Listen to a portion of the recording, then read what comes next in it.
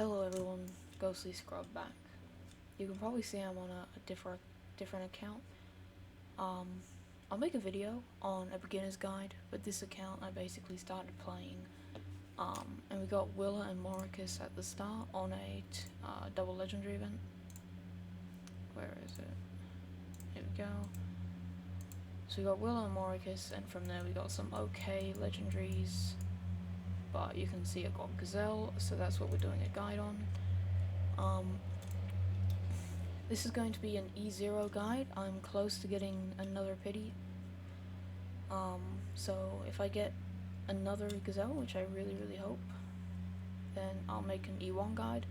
I wouldn't mind getting another Dianmu because of the Spender event. I now have an Indra and Dianmu, so I still need some exclusives on my Dianmu, but hopefully I get another Gazelle. But anyway, is Giselle even worth summoning for? I would say, in my opinion, she is in the third place for most important limited time event hero to ever release. Because it goes Erato, in my opinion, goes Erato, Muranjing, and then Giselle. Santa and Lydia holding close fourth place, but Giselle is such a powerhouse. I don't think you really need too many other. If you have her E2 to 3, she can solo so much content. And her with Erato E3, if they're both E3, I think could probably solo, be the first 2-man stage 40. I'll also show you her Echo. I have her Echo 1-star, but I'm coming up to another guaranteed legend Echo, so hopefully I get 2-star. So what does this Echo do? So the Echo increases skill damage by 6% up to 21. Each time an enemy is inflicted with 10 layers of poison by the owner, so her, the owner's poison damage will be increased from 4.5% all the way up to 12% at 5-star or 6-star. For 2 turns, up to 4 layers can be owned. So that's like 50% more poison damage if you can somehow get 4 layers. If the owner is from Doom Legion, after the owner inflicts poison for the first time on each wave, grants all allies Gift of Doom. Only 1 HP is lost when taking any damage. So what does this mean? So we don't mean, so if someone hits you multiple times, but they use 1 attack, each hit will just do 1 damage. So basically, it's going off of skill use and not how many times the ability hits. And if the ability does bleed damage, that should also do just 1 damage. In my testing. When you get 3 echoes, or you get this to 2-star, you can go up to 2. And when you get 6 echoes and you get up to 5, you can go up to 3. So, really helpful for surviving in waves, especially with Erato, with her passive on the E2, stopping you from getting one-shot fully.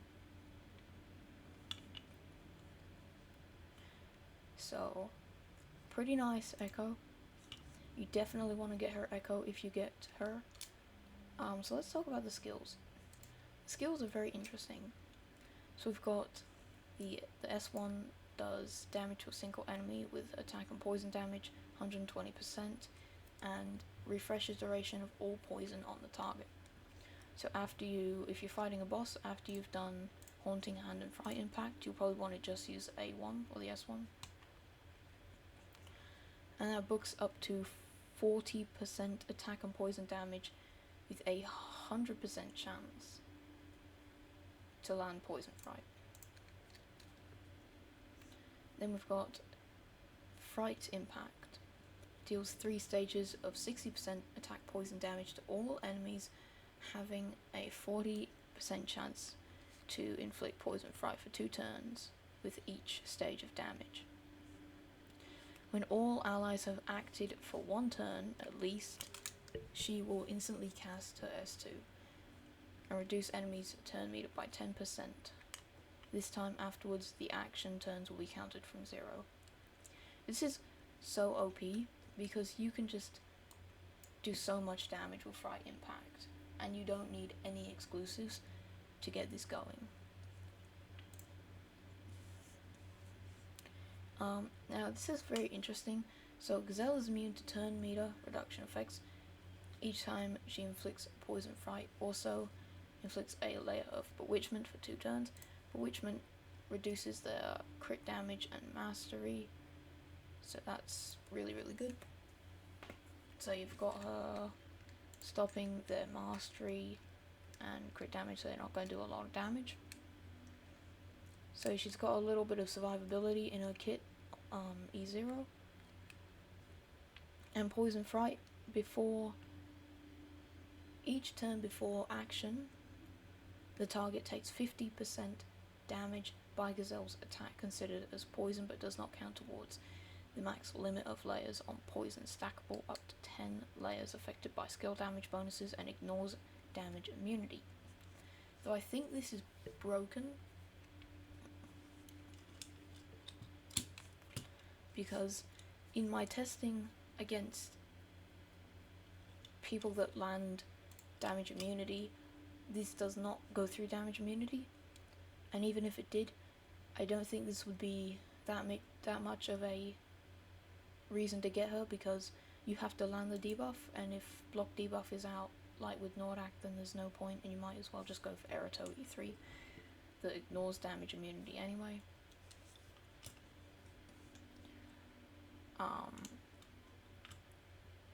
Reduces damage dealt by target with poison fright by 30%, cannot be stacked with poison. That's pretty big, so a lot of damage reduction. Each layer reduces the owner's mastery by 6% and crit damage by 6%. So you could go up to 10 layers of poison fright or bewitchment, and they would have 60% less crit damage and mastery. Haunting Hand, this is going to be the one that you're going to use on bosses or waves because of how good it is. Grants all allies attack up before she attacks. Deals 11 stages of damage to all enemies, randomly. Each of the first 10 stages deals 80% attack poison damage to a random single enemy, prioritizing attacking different targets, and the last stage deals 80% attack poison damage to all enemies. Each stage has a 60% chance to inflict 1 layer of poison fright for 2 turns while Haunting Hand is cast. Targets with 3 or more layers of poison fright have a 30% chance to inflict it with stun. When Haunting Hand deals damage to boss, for every 1 layer of poison owned by the boss, increases the damage dealt by 20% up to 400%. So what you want to do is you want to use Fright Impact first, and after Fright Impact then use Haunting Hand if you're going against a boss to get that damage increase. Not a bad kit. So how do we build her? We are going to want to give her attack, effect hit, and mastery at E0. The exclusives, to give a brief description, with this one you only need to, when you get the E1, you only need to level mastery, because she's going to give her half of your mastery as effect hit, so you could have 100 mastery and you'll get 50% effect hit. So you only need to use mastery, kind of like Lance. When Poison Fright deals damage, she restores 100% of the HP of the damage dealt, so she's very self-sustaining. Reduces the cooldown of her skills when 10 layers of poison are inflicted by all allies. And then I believe the E3 is more of a PvP kind of standard kind of thing. But I would say the only exclusives you really need are the E1 and E2. E3 is more for PvP because we're getting attack down and cold too. So very useful for PvP. But you only really need the E1, E2. Blessings you're going to go for, if you're E1, then you're going to go for effect hit and skill damage. If you're if you're E0, effect hit and skill damage. If you're E1, then you're going to go for mastery and skill damage. So what set are we going to use her in? Well, she benefits a lot off of skill damage, so we're going to use her in Devour set. So you want to use a 2-piece Devour and then a 2-piece Penetration, or if you have the accuracy set, then you're going to use a 2-piece accuracy with 2-piece Devour. Or if your gear is good enough, you could just use a 4-piece Devour. Mastery on the Strength Crystal there. Then we've got Effect Hit on the Mirror of Origin.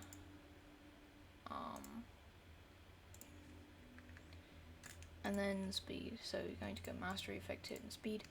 If you had the exclusive one, I would still go with the Effect Hit, but I would look for high rolls of Mastery and Speed. But if you had enough Mastery, I guess you could substitute Effect Hit with Attack, but still hopefully getting Speed and Mastery substats. Your most important substats to look out for are Attack, Speed, Mastery if you're E1. If you're E2, then Speed, Effect, Hit, and Mastery. So that's her kit. What do I think of her kit? I'm gonna say she's a 9 out of 10. E0. E2, I'm gonna give her a 9.5 because it eases up on the complexity of her build. So we eliminate Effect Hit and just use Mastery, so you can give more attack and speed. E2, I'll just rate her a 10 out of 10. I mean, you're getting so much health back. And then E3 is obviously very, very good as well.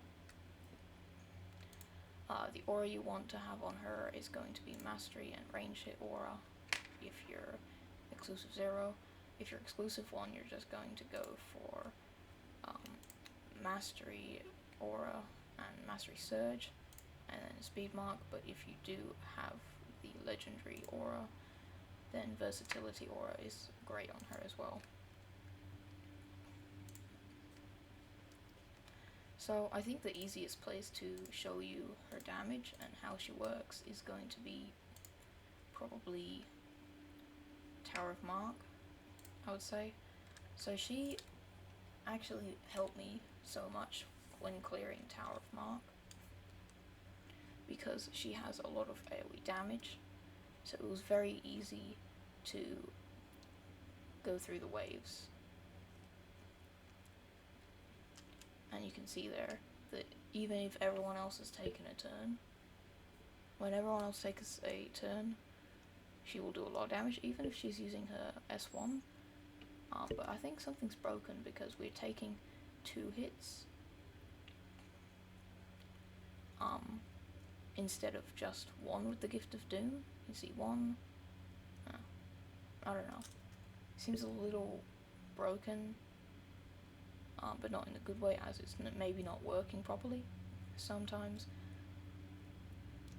But I mean, her damage is very, very good. She is an extremely good wave clearer. I mean, you can see right there that she's able to break through the boss's shield very easily and then deal a lot of damage, and because she reduces turn meter, the boss hasn't gotten a turn yet.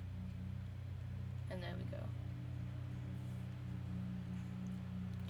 11 million damage.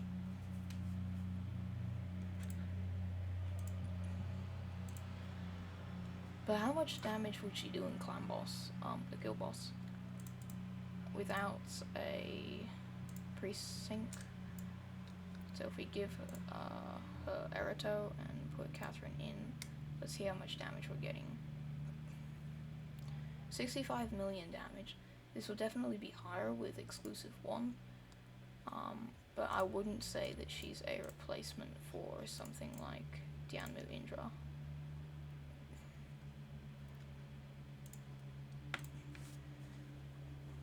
So that's her in Tower of Mark and the guild boss. Let's test her in Arena.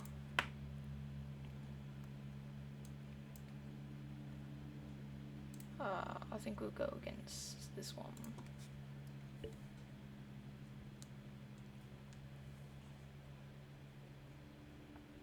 She's very, very good in Arena because the damage that Erato can't put out, you can see that she just kind of destroys arena teams if you go first.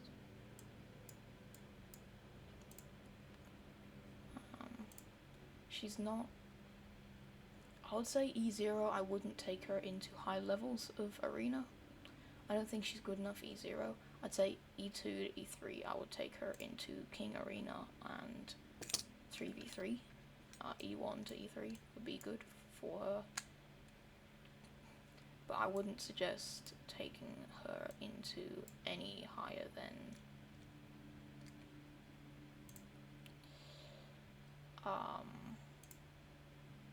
I mean, she's very good, but E0, I wouldn't suggest her being your main source of damage.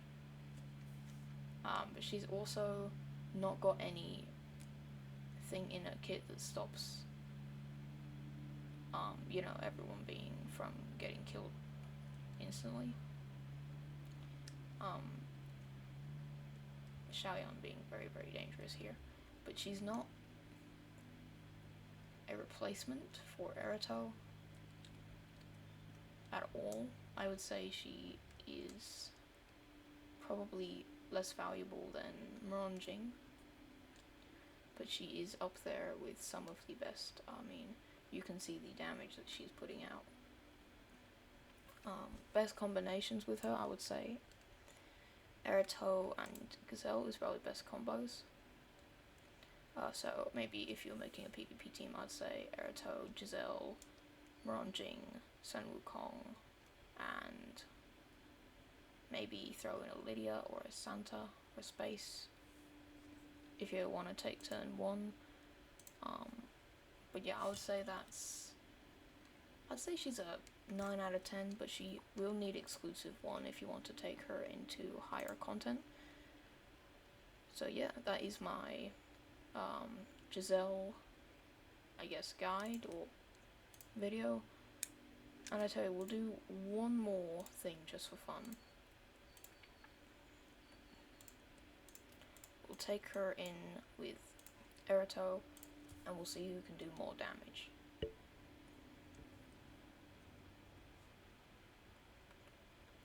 Probably already know the answer. It's probably going to be Giselle, or it might be Erato. They might get the same damage. But you can see we take 1 damage from that, so that is really, really nice. With helping survivability, just off the wrap.